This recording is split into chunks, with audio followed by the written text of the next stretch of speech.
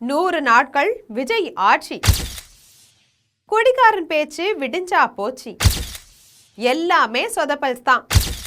பலராலும் அணில் அப்படின்னு விமர்சனம் செய்யப்பட்ட தவேக தலைவர் விஜய் இன்னைக்கு தமிழக அரசியல் வரலாற்றுல பெரும் எதிர்பார்ப்புகளுக்கு மத்தியில முதல்வரா பதவியேற்றி இன்னைக்கு தன்னுடைய 100வது நாள்ல அடியெடுத்து வச்சிருக்காங்க. இதை கண்டு பல அரசியல் தலைவர்களும் பொதுமக்களும் தவேக ஆட்சி நடத்தக்கூடிய ஆட்சியாளர்களை கல்லெடுத்து அடிக்காத குறையா தங்களுடைய உள்ளக்கிடங்க குமரி இருக்கக்கூடிய கதையை நம்ம ஜெம் தொலைக்காட்சி மூலம் விரிவா பார்க்கலாம்.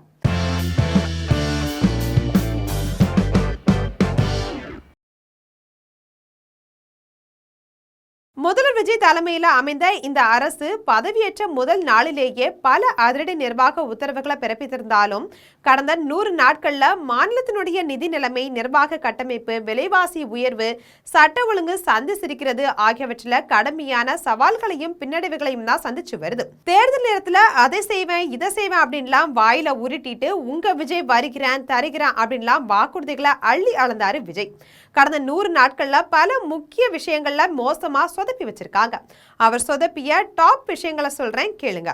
முதல்ல EB கட்டணம். வீட்டு உபயோக நுகர்வோருக்கு 2 மாதங்களுக்கு 200 யூனிட் இலவச மின்சாரம் அப்படின்ற திட்டத்தை உடனடியாக அமல்படுத்தியதன் மூலமா சுமார் 1.42 கோடி குடும்பங்கள் பயன்பெற தொடங்கியிருக்காங்க.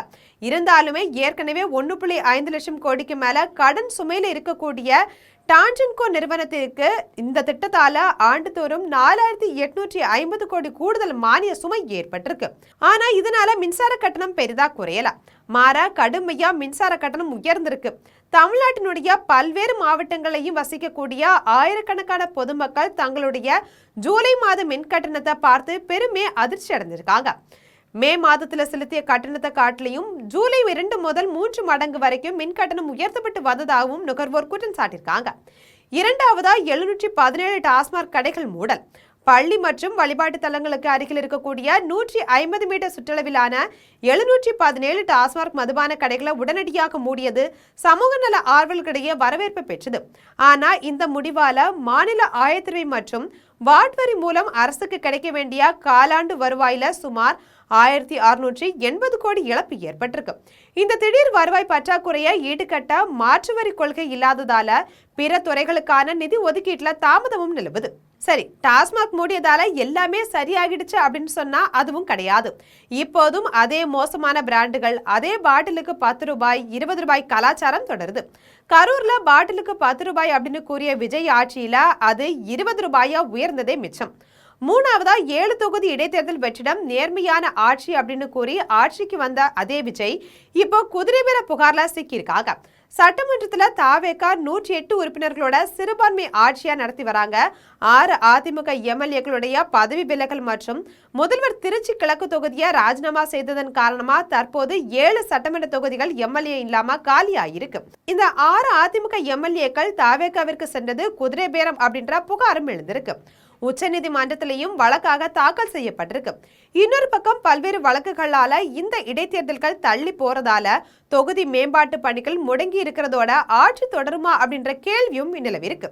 4வதா சொத்து வரி. சென்னை பெருநகர மாநகராட்சி எல்லைக்குட்பட்ட பகுதிகளில் மேற்கொள்ளப்பட்டு வந்த சொத்து வரி உயர்வு மற்றும் திருத்த நடவடிக்கைகளை மக்கள் மத்தியில எழுந்த கடும் எதிர்ப்பு காரணமா தமிழக அரசு உடனடியாக நிறுத்தி வைத்து உத்தரவிட்டிருந்தாங்க.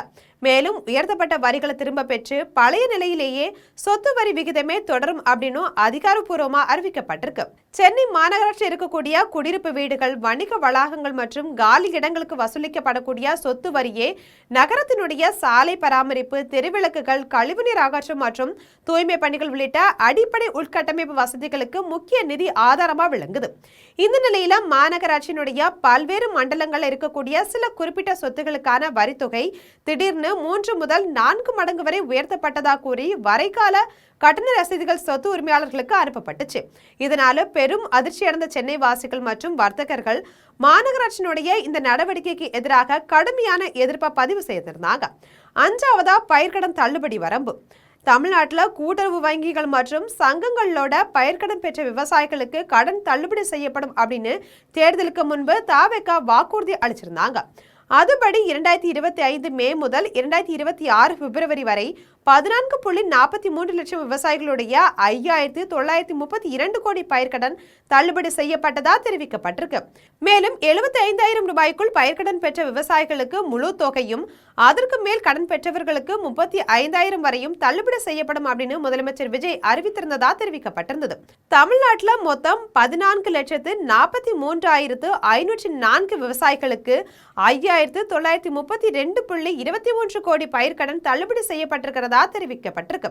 இதுல 8,30,773 குறு விவசாயிகளுக்கு 3,599.67 கோடியும், 5,16,183 சிறு விவசாயிகளுக்கு 1,995.42 கோடியும், 93,548 இதர விவசாயிகளுக்கு 337.15 கோடியும் தள்ளுபடி செய்யப்பட்டிருக்கு.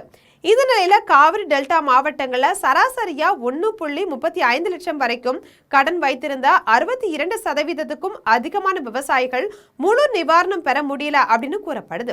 இதை தொடர்ந்து தஞ்சாவூர், திருவாரூர், நாகப்பட்டினம் மாவட்டங்கள்ல விவசாயிகள் தொடர் போராட்டங்களை ஈடுபட்டு வராங்க.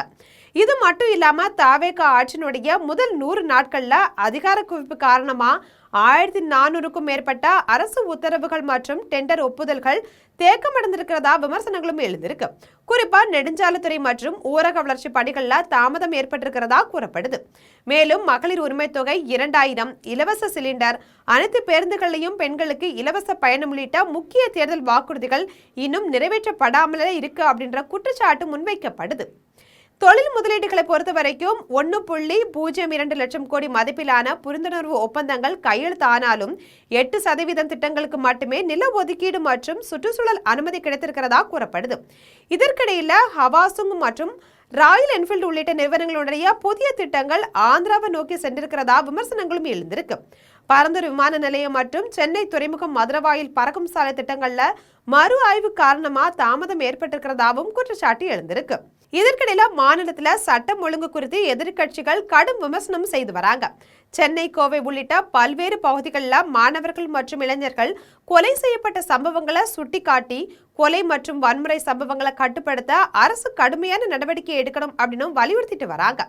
திமுக, அதிமுக உள்ளிட்ட எதிர்க்கட்சிகள் இந்த அடுத்தடுத்த சொதப்பல்கள், தவறுகள், வன்முறை சம்பவங்களை கையில எடுத்து விஜய் அரசு நோக்கி கடுமையான கேள்விகளையும் எழுப்பி வராங்க. புதிய அரசினுடைய நிர்வாக அனுபவமின்மை, உளவுத்துறையினுடைய தோல்வி மற்றும் போலீசாருடைய கண்காணிப்பு குறைபாடு அரசனுடைய தோல்விக்கு காரணம் அப்படின்னு குற்றம் சாட்டப்படுது.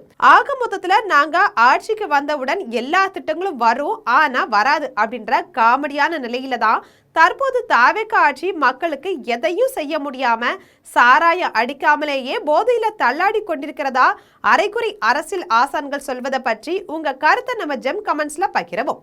இது போன்ற நாட்டுக்கே நல்ல உத்தமன் போல் 100 நாள் அல்ல எண்ணற்ற நாட்கள் நடித்தாலும் சந்தி சிரிப்பது என்னவோ மக்கள் தினந்தோறும் படும் அவல நிலைதான். குடிக்காரம் பேச்சு விடிஞ்சா போச்சு அப்படின்னு சொல்ற மாதிரி இன்னைக்கு மக்கள் வாழ்வு சந்தி சிரிப்பதற்கு காரணமான தமிழக அரசை எதிர்த்து குரலற்றவர்களின் குரலாக விளங்கும் நம்ம ஜெம் தொலைக்காட்சியுடன் எப்போதும் இணைப்பில் இருங்கள்.